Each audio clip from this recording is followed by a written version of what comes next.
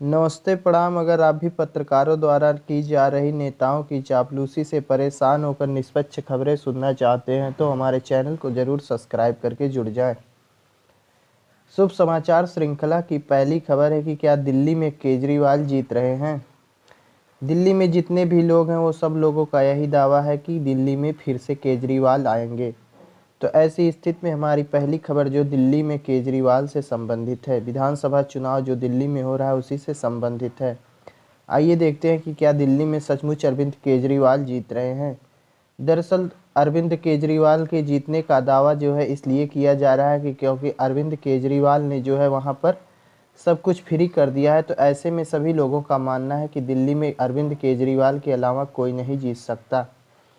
अरविंद केजरीवाल की टक्कर दे रही भारतीय जनता पार्टी जो है इस समय माना जाता है कि देश में महंगाई काफ़ी ज़्यादा कर रही है। तो ऐसी स्थिति में एक तरफ केजरीवाल है जो सब कुछ फ्री में दे रहे हैं, वहीं दूसरी तरफ अगर भारतीय जनता पार्टी जीत जाती है तो ऐसी स्थिति में जो सब कुछ फ्री में मिल रहा है वह सब कुछ पैसे देने पर भी नहीं मिलेगा, क्योंकि जो है भारतीय जनता पार्टी इस कदर महंगाई कर देगी कि सब कुछ जो है काफ़ी ज़्यादा महंगा हो जाएगा। बस सेवा जो मुफ्त में महिलाओं को मिल रही है वह कम से कम 50 से 60 रुपये जो है हर महिला को हर दिन खर्चा करना पड़ेगा। तो ऐसी स्थिति में सभी लोगों का इसीलिए मानना है कि अरविंद केजरीवाल ही आएंगे।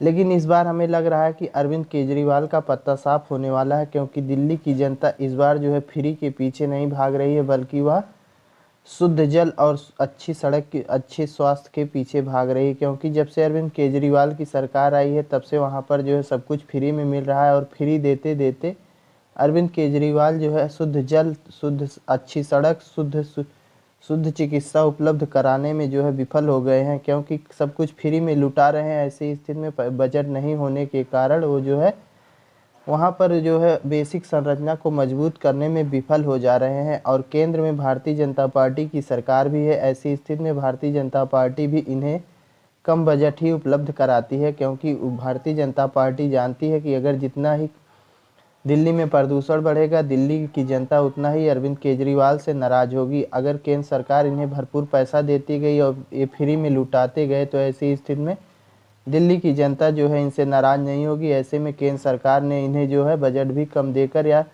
इन्हें मजबूर कर दिया है। ऐसी स्थिति में इस बार देखा जा रहा है कि भारतीय जनता पार्टी, वहाँ की जनता जो है डबल इंजन की सरकार चाहती है। ऐसे में अरविंद केजरीवाल को भले ही लोग सोच रहे हैं कि इनका जीतना तय है, लेकिन इस बार जो है कांटे की टक्कर हो सकती है, इतनी आसानी से भी नहीं जीत सकते हैं।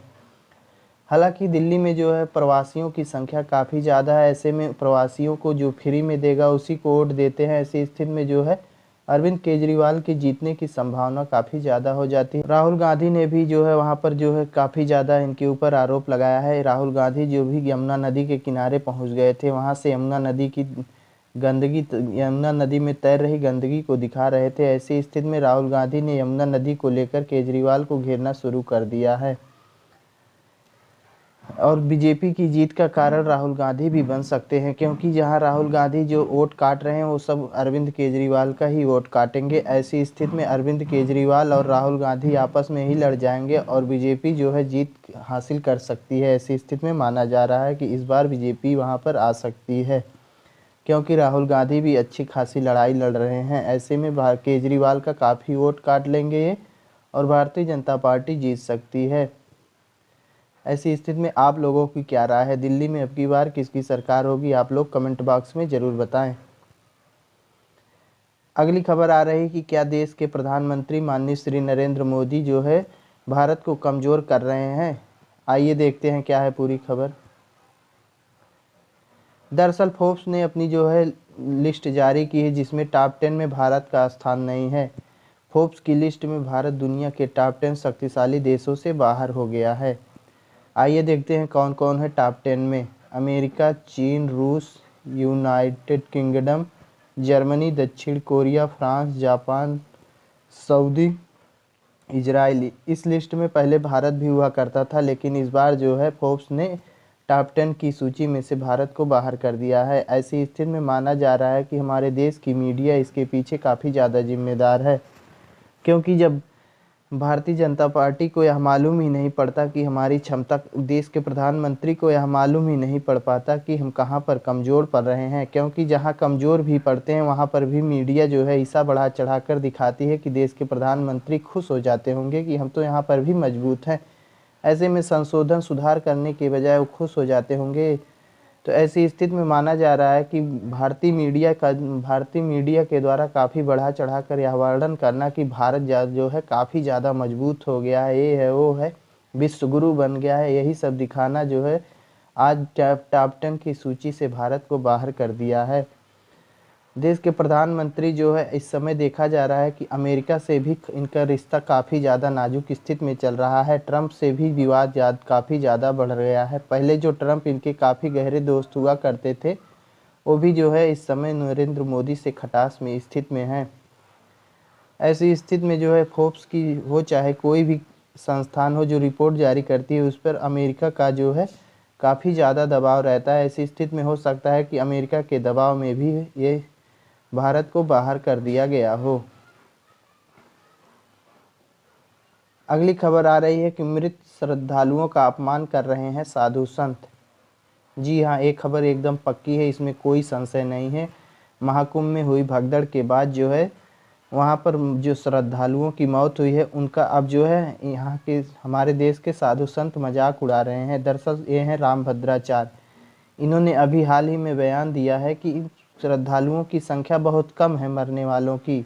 तो क्या भैया आप यह आशा करते हैं कि और ज़्यादा श्रद्धालु मरें? आपकी यही इच्छा है कि और ज़्यादा श्रद्धालु मर जाएं? दरअसल रामभद्राचार्य ने कहा कि श्रद्धालुओं की संख्या 30 ही तो मरे हैं अभी।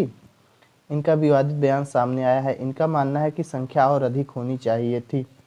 इन्हें लगता है कि अभी तो 30 ही मरे हैं और इनकी मनोकामना है कि और श्रद्धालु मरे होते तब अच्छा होता है। कह रहे हैं कि केवल 30 ही तो मरे हैं। और कुछ दिन पहले जो है ये हैं धीरेन्द्र शास्त्री बागेश्वर वाले बाबा, इन्होंने कहा था कि जो श्रद्धालु मरे हैं वो मरे नहीं हैं बल्कि उन्हें मोक्ष प्राप्त हो गया। तो ऐसी स्थिति में इनको भी वहीं पर जो है समाधि ले लेनी चाहिए थी, वहीं पर मरकर मोक्ष प्राप्त कर लेना चाहिए था। ये अवमुक्तेश्वरानंद है जो मरे हुए श्रद्धालु हैं उनके लिए ये आवाज़ उठा रहे हैं। लेकिन जो है हमारे देश की मीडिया इन्हें जो है कह रही है कि भारतीय जनता पार्टी का विरोध कर रहे हैं। जो श्रद्धालुओं के हक में बात कर रहा है उसे जो है हमारे देश की मीडिया बीजेपी पार्टी का विरोध, सनातन का विरोधी बताकर उसे जो है देशद्रोही साबित कर दे रही है। ऐसी स्थिति में सभी बाबाओं की मजबूरी हो जा रही है कि वो जो है श्रद्धालुओं के हित में बात ही नहीं कर पा रहे हैं। जो श्रद्धालुओं के हित में बात कर रहा है उसे देशद्रोही, सनातन विरोधी साबित कर दिया जा रहा है। ऐसी स्थिति में अवमुक्तेश्वरानंद जो है श्रद्धालुओं के हित में तो बात कर रहे हैं, लेकिन अब इन्हें जो है सनातन विरोधी होने का सामना करना पड़ रहा है, भाजपा विरोधी होने का सामना करना पड़ रहा है। अब इन्हें जो है भारतीय मीडिया इस प्रकार से दिखा रही है कि ये जो है विपक्षी पार्टियों के साथ मिले हुए हैं, भाजपा के साथ षड्यंत्र कर रहे हैं। इनकी कोई गलती नहीं, केवल बस इनकी इतनी ही गलती है कि ये जो है श्रद्धालुओं के हित में बात कर रहे हैं।